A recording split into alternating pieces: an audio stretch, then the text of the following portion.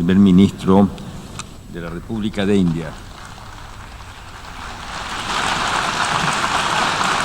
Tengo el gran placer de dar la bienvenida al señor primer ministro de la India, a quien invito a dirigirse a la Asamblea General.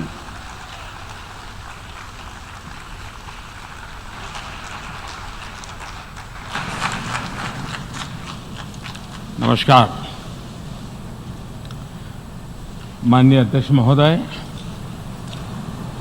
संयुक्त राष्ट्र महासभा के 74वें सत्र को 130 करोड़ भारतीयों की तरफ से संबोधित करना मेरे लिए गौरव का अवसर है।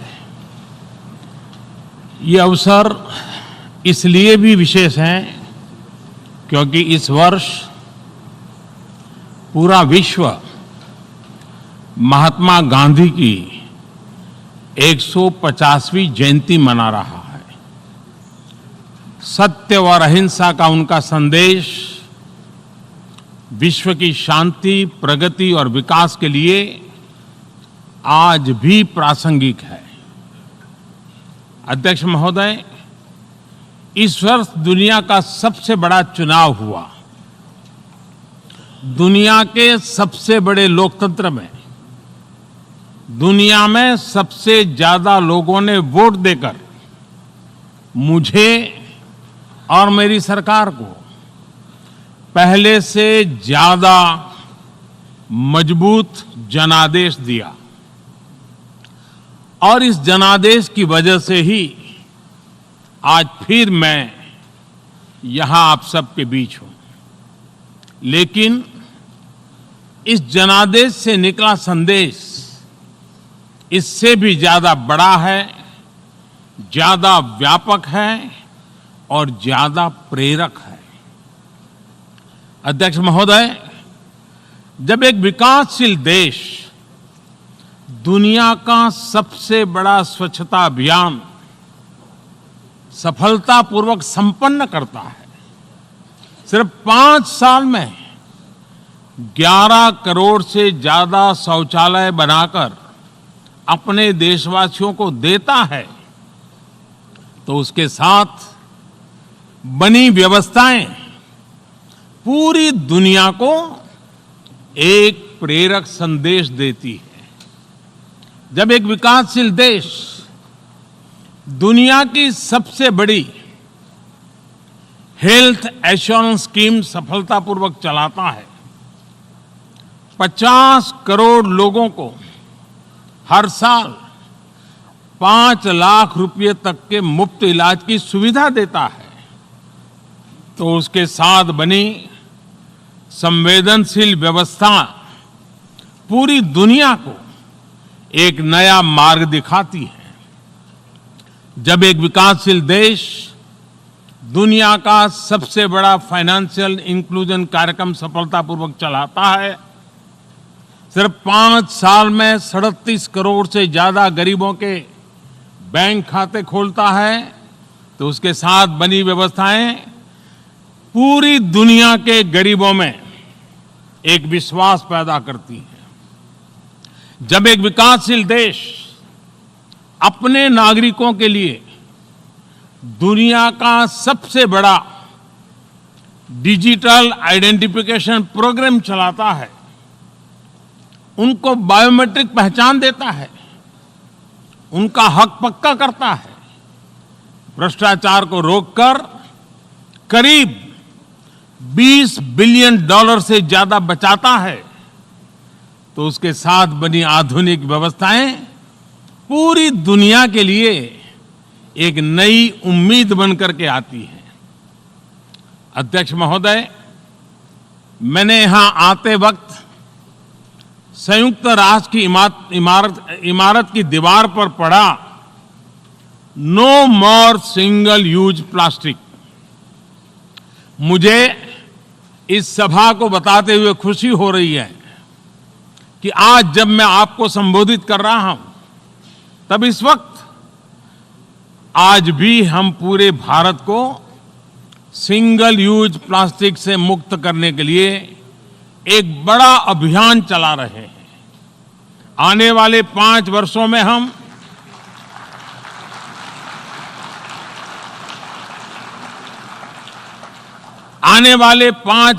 हम जल संरक्षण को बढ़ावा देने के साथ ही 15 करोड़ घरों को पानी की सप्लाई से जोड़ने वाले हैं। आने वाले 5 वर्षों में हम अपने दूर दराज के गांवों में 1.25 लाख किलोमीटर से ज्यादा नई सड़कें बनाने जा रहे हैं। वर्ष 2022 जब भारत अपनी स्वतंत्रता के 75 वर्ष का पर्व मनाएगा, तब तक हम गरीबों के लिए 2 करोड़ और घरों का निर्माण करने वाले हैं। विश्व ने भले ही टीबी से मुक्ति के लिए वर्ष 2030 तक का समय रखा हो, लेकिन हम 2025 तक भारत को टीबी मुक्त करने के लिए काम कर रहे हैं। सवाल यह है कि आखिर ये सब हम कैसे कर पा रहे हैं? आखिर नए भारत में बदलाव तेजी से कैसे आ रहा है? अध्यक्ष महोदय, भारत हजारों वर्ष पुरानी एक महान संस्कृति है, जिसकी अपनी जीवंत परंपराएं हैं, जो वैश्विक सपनों को अपने में समेटे हुए हैं। हमारे संस्कार, हमारी संस्कृति जीव में शिव देखती है। इसलिए हमारा प्राण तत्व है कि जन भागीदारी से जन कल्याण, और ये जन कल्याण भी सिर्फ भारत के लिए नहीं, जग कल्याण के लिए हो। जन कल्याण से जग कल्याण। और तभी तो हमारी प्रेरणा है सबका साथ, सबका विकास, सबका विश्वास। और ये सिर्फ भारत की सीमाओं में सीमित नहीं है। हमारा परिश्रम न तो दया भाव है और न ही दिखावा। ये सिर्फ और सिर्फ कर्तव्य भाव से प्रेरित है।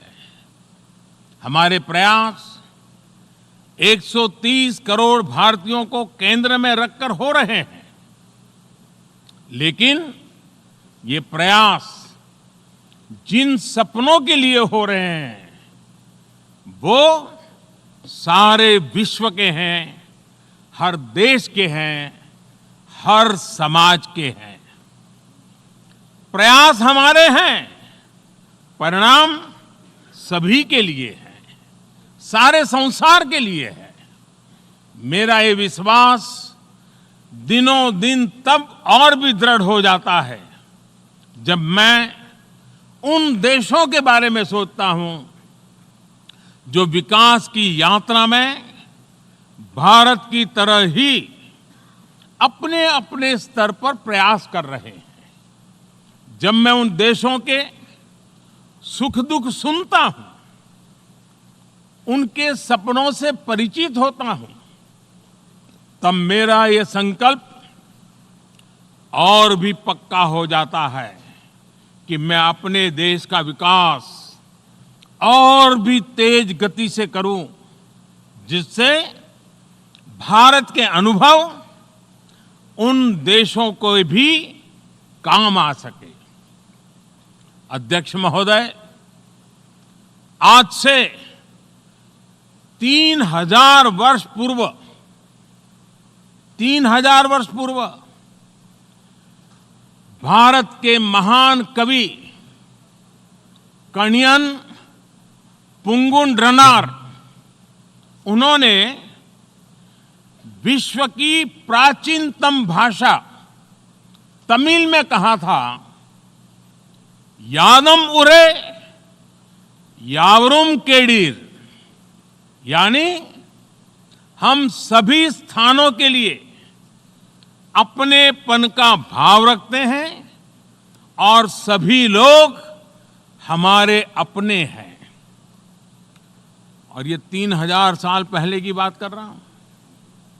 देश की सीमाओं से परे अपनत्व की यही भावना भारत भूमि की विशेषता है। भारत ने बीते 5 वर्षों में सदियों से चली आ रही विश्व बंधुत्व और विश्व कल्याण की उस महान परंपरा को मजबूत करने का काम किया है, जो संयुक्त राष्ट्र की स्थापना का भी ध्येय रही है।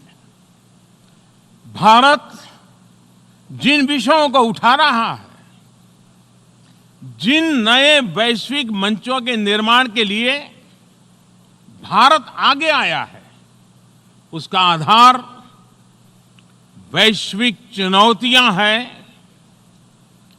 वैश्विक विषय है और गंभीर समस्याओं के समाधान का सामूहिक प्रयास है।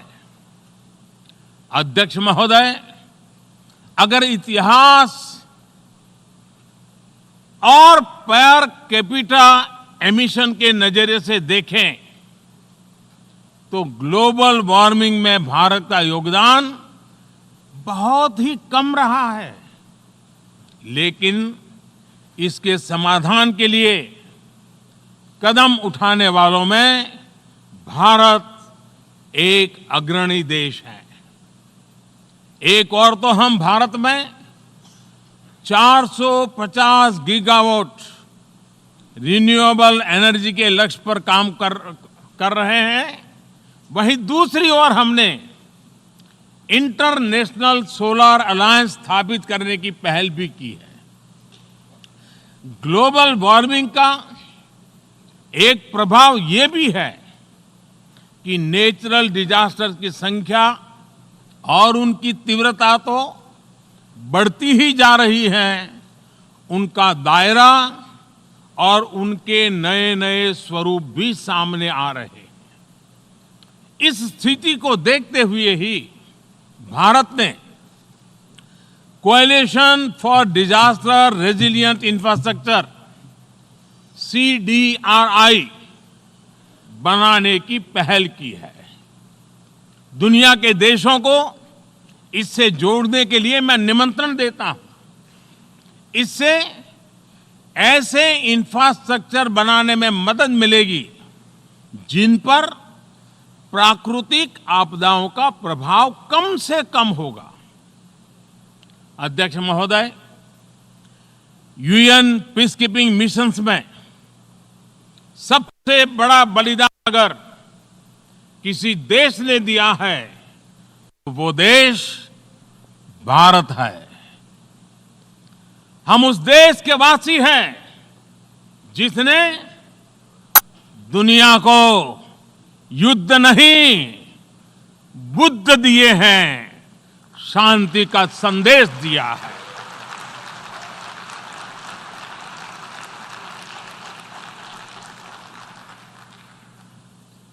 और इसलिए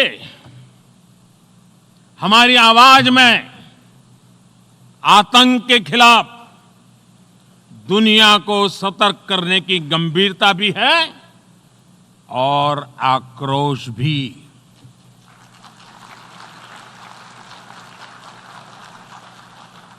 हम मानते हैं कि ये किसी एक देश की नहीं बल्कि पूरी दुनिया की और मानवता की सबसे बड़ी चुनौतियों में से एक है। आतंक के नाम पर बटी हुई दुनिया उन सिद्धांतों को ठेस पहुंचाती है जिनके आधार पर UN का जन्म हुआ है।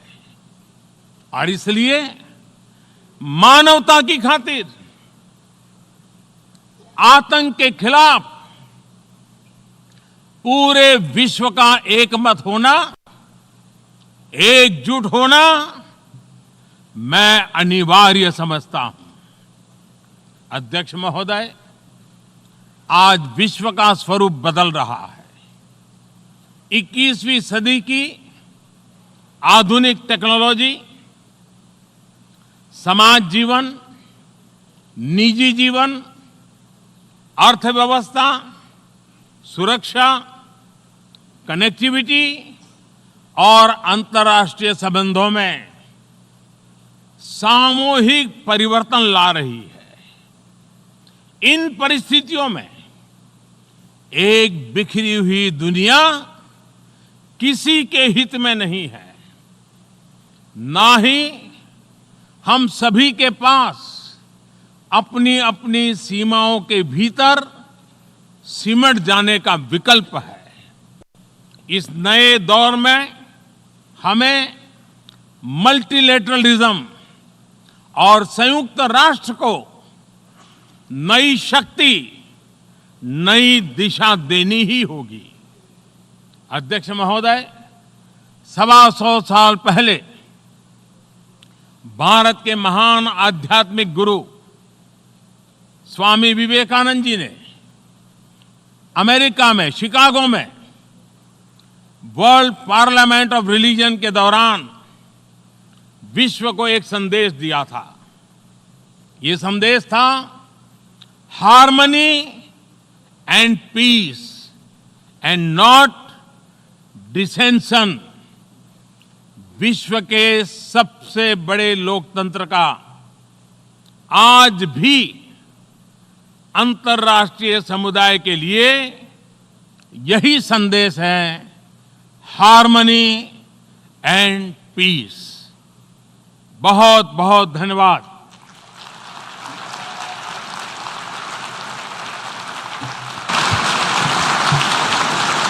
En nombre de la Asamblea General